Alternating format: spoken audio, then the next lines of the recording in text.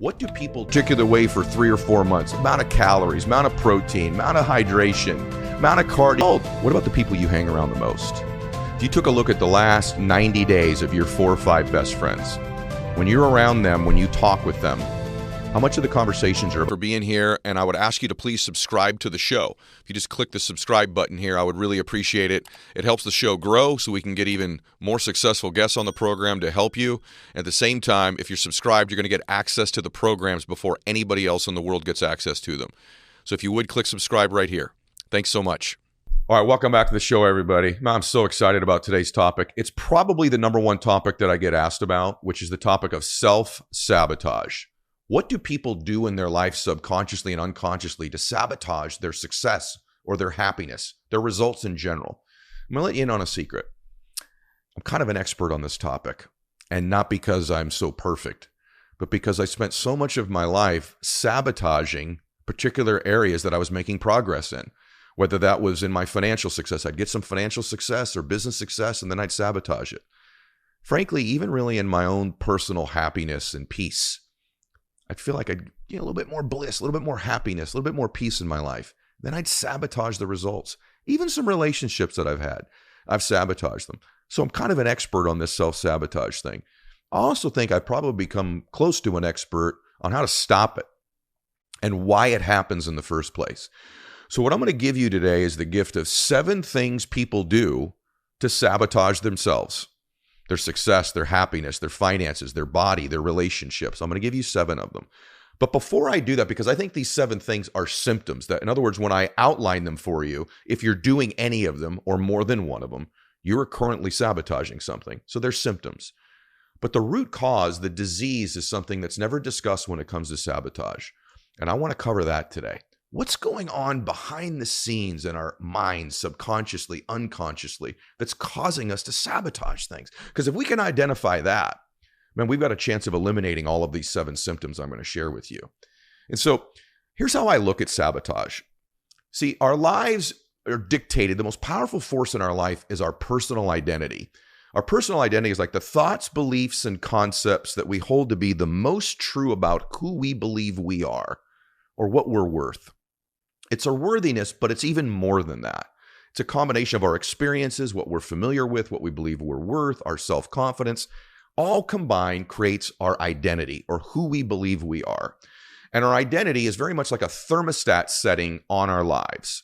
So like in this studio right now, it's set at 73 degrees. I checked it right before I started with you. And what's great about that is that thing's set at 73 degrees. Guess what's going on in this theater right now? 73 degrees is happening inside here. Here's why. The external conditions do not control the conditions of this studio. Right now, it's about 85 degrees outside. Externally, it's really hot out there. But in here, 73 degrees. Because what happens externally does not control what happens internally in this theater. And here's the story. Same with your life. It's not the external things. It's not how other people are treating you or events going on in the world or events going on in your life or circumstances outside of your control that dictate your life. What dictates your life is that thermostat setting, your identity. Let me give you an example. And you've probably seen this before with yourself or friends of yours. See, if you have multiple thermostat settings, by the way, you have an identity setting, a thermostat setting for your happiness, your finances, your success, your relationships, your physical body. You have multiple ones, your faith. Let's just take a few of them. Maybe you've had this happen before in your life, but if you have a 73 degrees success thermostat setting, right? And all of a sudden your business is growing. You're at 80, 90, 95 degrees. Maybe you've got a promotion at work or you own your own business and it's growing. But somehow a year later, it comes right back down to what it was before. Was it all the external conditions? Like if you go, oh, it's supply chain, interest rates went up, the economy changed. It always seems like it those things, but it never is, because even in those conditions, some people are winning, some people are losing. What's happened is your success started to get higher than your thermostat setting, and it becomes unfamiliar to you. You're not used to it. So what do? You turn the air conditioner on subconsciously, unconsciously, and you cool your success back down to what you believe you're worth or your identity setting. You've seen this happen in your happiness level. You really believe identity-wise you're 73 degrees of happiness. I know I've seen this for me, or peace of mind. Maybe you have a friend or you personally that, you know, they got in they're 73 degrees of fitness or wellness or vitality, you know, and you see them and they've lost weight. They're going to the gym. They look ripped and great. And you're like, my gosh, you dropped 20 pounds. You look incredible. And they're at 85, 90, 100 degrees of fitness. And then you don't see them for a while, and you come back in a year and you notice, oh my gosh, they've gained all the weight back, maybe even plus 3 or 4 or 5 pounds. What happened? Because although they changed their workout and their diet, they didn't change the internal thermostat setting. And so at some point, eventually, they subconsciously cooled it back down, and they get the body they believe they deserve and they're worth.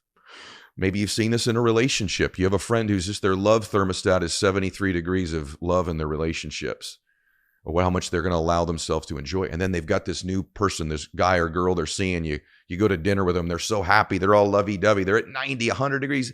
He or she's perfect for me. They're my soulmate. They're amazing. You're like, oh my gosh, they finally found 100 degrees of love. But if inside there's still a 73 degreeer, you come back in a year, maybe you haven't seen them, and you're like, hey, what happened to so-and-so? Oh, it didn't work out. We grew apart. We had different values. It just didn't click long term. They cheated, whatever it might be. What happened was you turned the air conditioner on of your life and you cooled it back down to what you believe you're worth. So this identity, this thermostat setting dictates everything. So if we can change that thermostat setting, and by the way, there's lots of ways we do it. In my book, The Power of One More, I have entire chapters on how do you elevate your thermostat setting. I recommend you go get The Power of One More, but I'll give you a few of them today. You always hear, you're really the 5 people you hang around the most. Well, why that matters is because people that you hang around that have thermostat settings higher than yours will heat you up somewhere in between their setting and yours. Let me give you an example of what I mean. You can't possibly be, if you're a 73-degree fitness person, you're a little bit out of shape, but you're hanging around and going to dinner and working out with people that are 100, 120 degrees of fitness and wellness and vitality. They will heat you up somewhere between where you're 73 and their 120 is, because you're eating with them, you're working out with them. See, progress is influence. Proximity is influence. So they heat you up. Same thing in your success. If you start running around, you're 73-degree person of success, you're just kind of right down here, but all of a sudden you start hanging around people that are at 90, 100, 120 degrees. You've got mentors and friends that are 120, 150. They heat you up by proximity. So there's faith, there's association, and there's intention. These are 3 things I call the trilogy of increasing one's identity. So association is a big one. So that's why it's important to evaluate, who are you hanging around? Do they just make you feel good? Do they validate your thermostat settings, or do they increase your thermostat settings?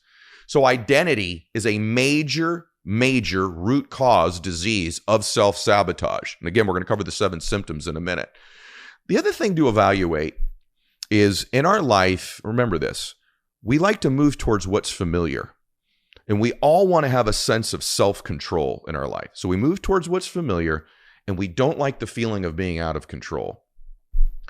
So I'm going to submit to you something that maybe you've never heard before. You probably have never heard the thermostat analogy, but I'm going to give you another one. Maybe the reason you self-sabotage is because it allows you to predict the future. It allows you to predict what's going to happen, which is giving you the illusion of self-control. Think about that again. Maybe the reason you're self-sabotaging is because it allows you to predict what's actually going to happen, because it's going to become familiar. And it gives you this illusion of self-control. Maybe that's what's going on behind the scenes. This identity thing where we cool it back down because we don't like to go to the unfamiliar. We don't like to move where we've never been before. And so self-sabotage allows our lives to become predictable because they'll stay the way they've always been. Isn't that interesting? Now, what are 7 symptoms of the 2 diseases I just described? Number 1 thing that people do that sabotage themselves, and this is in no order, but I'm going to give you 7 of them. Number 1 thing they do, they focus on the past. They focus on the past. They look backwards a lot. You know, there's this analogy that the rear view mirror is smaller than the windshield for a reason, because you should be looking through the windshield. But the truth is, the inside of the car that you're sitting in, the present place you're sitting, is even bigger than the windshield. And I can tell you that people that are growing, that aren't sabotaging themselves, spend very little time looking in the rearview mirror. They spend some time looking in the windshield forward, but they spend a lot of time fully present at where they are. And if you're looking in the past all the time, you're going to repeat it. If you're looking in the past, the reason you look back there is it's familiar. The reason you can look back there is you can predict it. The reason you look back there is you've tied a story to it that you're very familiar with.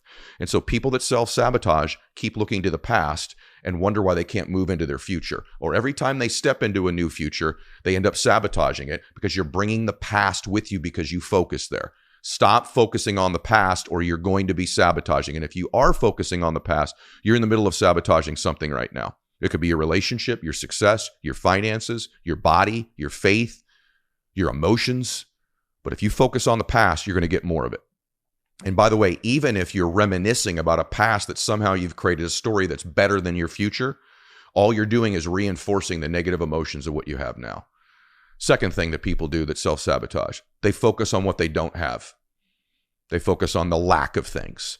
People that focus on lack end up replicating it and getting more of what they don't want to have. When you focus on what you don't have, the relationship you don't have, the body you don't have, that you're not as beautiful as you want to be, or as tall as you want to be, or as smart as you want to be, or you don't have the connections or the relationship or the degree, or what you think is the notoriety or the followers on Instagram or the friends or whatever it might be. When you focus on what you don't have, I promise you that's a symptom of somebody who's in the midst of sabotaging something in their life or who is going to.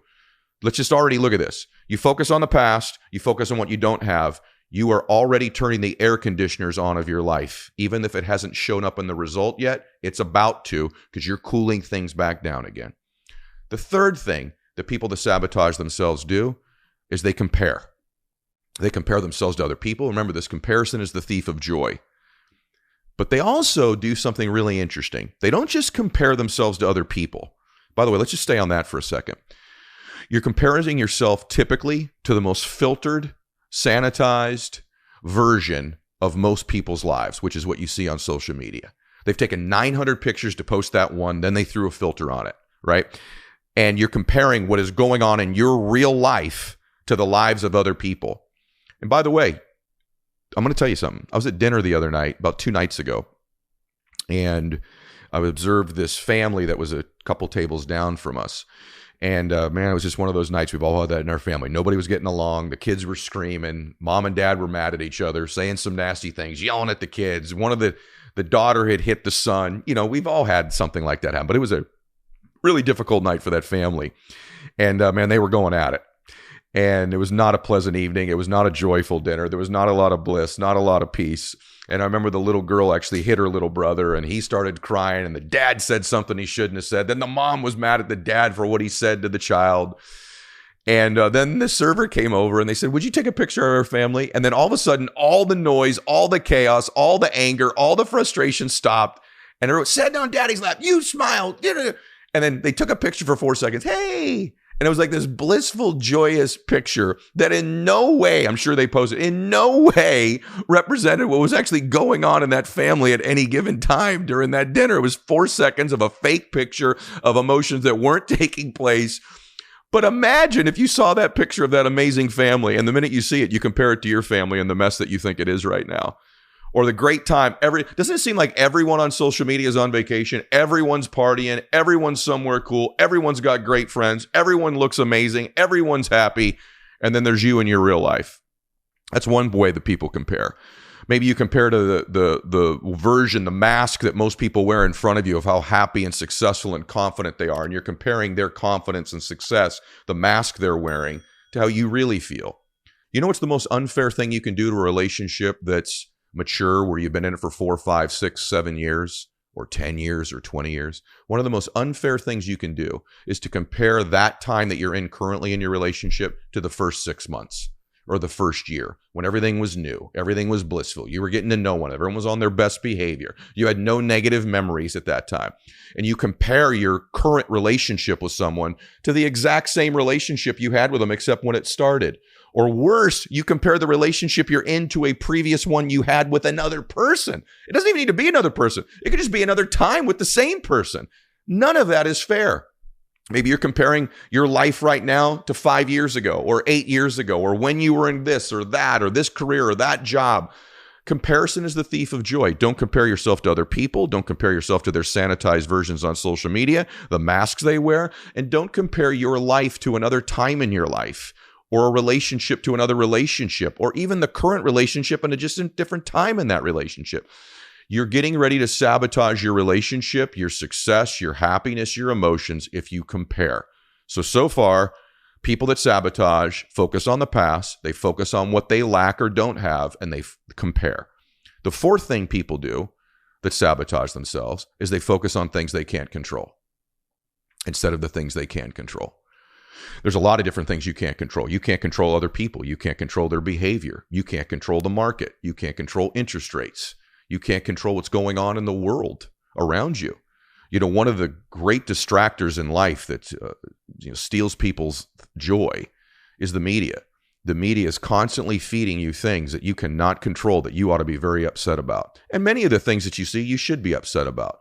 There's so many things going on in the world that are tragic and hurtful and disgusting and make you wonder about humanity. And you should spend some of your time focusing on those things and trying to make a difference for them. But at the same time, if you obsess in that world in the media of all things you can't control, all of them, you begin to become habitual about focusing on other things you can't control in your life, and you're going to sabotage your own life. You're going to. Don't focus on people, things, events that you cannot control. Now, there are things you can have some influence over by speaking out and having an opinion. You understand the difference that I'm making here. You know exactly what I mean. But what I am saying is when you become somebody who repetitively and habitually constantly focuses on events, people, things, circumstances that you cannot control. Here's what I do know. You can't control other people. If you think you're going to control that person you're in a relationship with, you're going to sabotage it. If you think you're going to control that client or customer of yours, you're going to control the conditions of the world, you're going to control the market, you're going to control politics in the world, you're going to have a life that's probably going to have a lot of self-sabotage. So don't do that. Influence it, be informed, but don't try to control it. Fifth thing that people do who self-sabotage, they get discouraged. You know, as a believer, as a faith-based person, I believe there's an adversary. And I believe the adversary's number one weapon he will use against you in your life to get you to sabotage your life is to get you discouraged. If I can just get you down, I don't have to get you to completely fail. That's the easy way. I just need to get you discouraged. I need you to lose an account. I need you to miss a sale if I'm the adversary. I just need someone to say something mean or negative to you. I just need a couple letdowns to happen. If I can get you discouraged, you'll sabotage the rest of it for me if I'm the adversary. So people that sabotage themselves, they get discouraged. And what discouraged means is they lack courage. Discouraged. So the antidote to that is to stay courageous, is to feel fear and step into it anyway, is to feel the rejection and move forward, is to have the sale not won or the close not happen and learn from it and grow from it rather than be discouraged from it. So the fifth thing is people that sabotage themselves get discouraged. The sixth thing they do, they get distracted.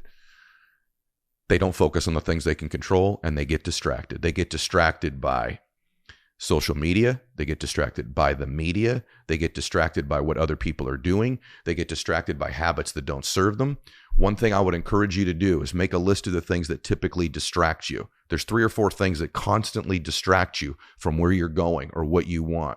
If you're in a relationship, maybe it's being distracted with other people. If you're in business, it's being distracted with the media or social media.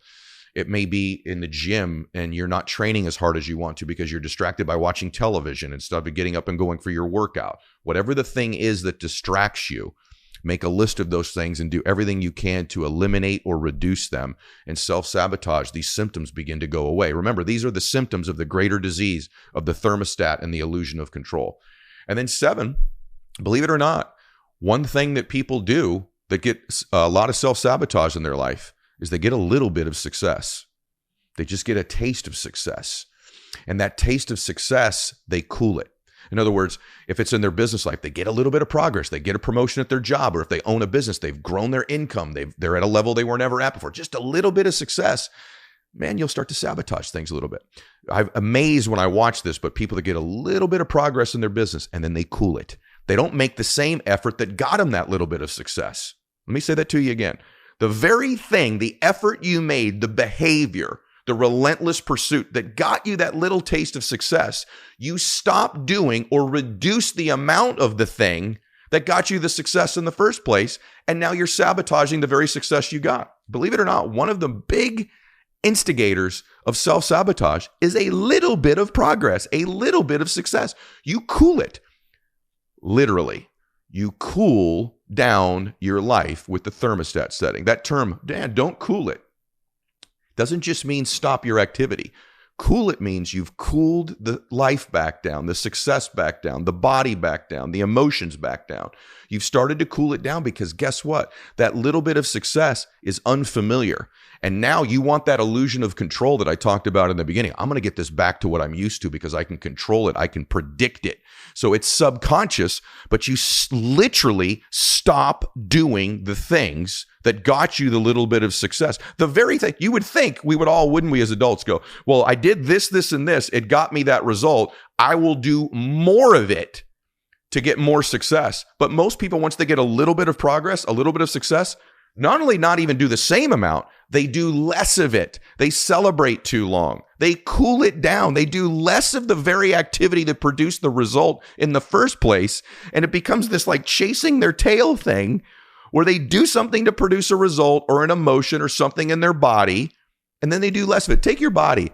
Maybe you ate a particular way for 3 or 4 months, amount of calories, amount of protein, amount of hydration, right? Amount of cardio you do, the way you lifted, it produced a change. Then you get that change, and not only do you not do the same amount, you should be doing more of it. You do less of it and sabotage the result. Or in business, there's a certain amount of contacts and phone calls or emails or posts you made to produce that little bit of progress and success. You get the success, and rather than doubling down and doing more of it, or at least the same amount of it, you do less of it or none of it and sabotage the very progress that you made. That is the absolute manifestation of turning the air conditioner on and cooling your life back down. So let's review these 7 symptoms of the disease of self-sabotage. Focus on the past. Focus on what you don't have. Compare. Focus on everything you can't control. Get discouraged. Get distracted. And have a little bit of success. Those 7 things are symptoms of people who are probably going to sabotage their lives. Why? Because they haven't increased their thermostat setting, their identity setting to 85, 90, 100. See, you can acquire all the skills to be successful, all the tools. Man, you can have the Ferrari of talents or the Ferrari of opportunities. But if you're driving a Honda of an identity, you're going to get Honda results. No offense to Honda, but you know exactly what I mean, right? The truth of the matter is you've got to find a way to increase that thermostat setting. And that's through your faith, by focusing on your intentions, and through your associations to let those people around you heat you up. One thing to evaluate, we talked about comparing and lack and focusing on the past. I'm going to ask you a question. What about the people you hang around the most?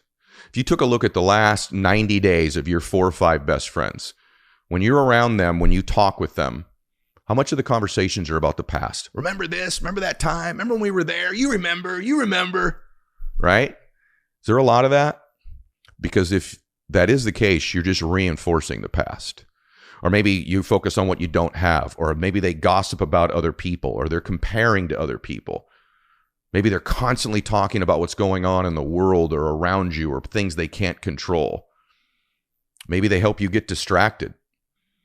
And when you start to evaluate the people that are around you, I can just tell you something. I've had lots of friends in my life that I've added, some toxic people I've had to eliminate. But my best friends get me focusing in the present moment or on where I'm going, and we spend very little time talking about the past. And I'm blessed that many of my friends have incredible pasts at this stage of my life. They could talk about the Super Bowls they won, or the millions of dollars they made, or the company they built and sold, or the amazing family they've raised. They spend very little time talking about the past, even when it's incredible. They're focused in the present moment, or they're looking through that windshield going to the future. They spend very little time. But if most of the conversations you have with the people around you are on the past, you remember this, remember that party, remember that time, remember this thing, remember that vacation, remember that time? Maybe they compare to other people. Maybe they gossip about other people. Maybe they focus on what they don't have. Maybe they are constantly reinforcing that you're enough right where you're at. You know, that's one of the things that's frustrating to me is this notion that you're enough right where you're at. Well, yes, you need to accept who you are, but there ought to be this part of you that's hungry to grow. I want my friends not to accept me as I am, but to have high expectations of where I'm going. I want them to love me as I am, but believe I'm capable of more. I don't want them to accept where I'm at. I want them to love me, but not accept where I'm at. In fact, I want them to not accept it. I want them to expect success, expect progress from me, but love me where I am. Believe in me where I am. I want people around me that see me as I could be, not as I am. And the more you have those people in your life, the less likely you are to sabotage your life. All right, we covered a lot of things today. I want to remind you of one thing. You were born to do something great with your life. And here's the cool part. You have everything within you right now that you need to make your dreams come true.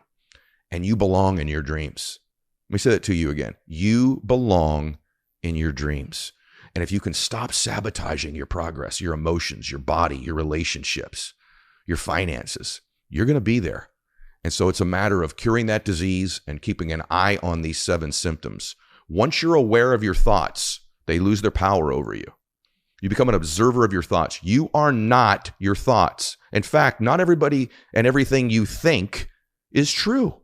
I think a lot of things that aren't true, and I challenge my own thinking, my own emotions from time to time. And when you get above them and you observe your own thoughts, you go, my gosh, I'm trying to control this. I'm moving to the past. It's all familiar to me. I'm going to focus in the present and project into the future.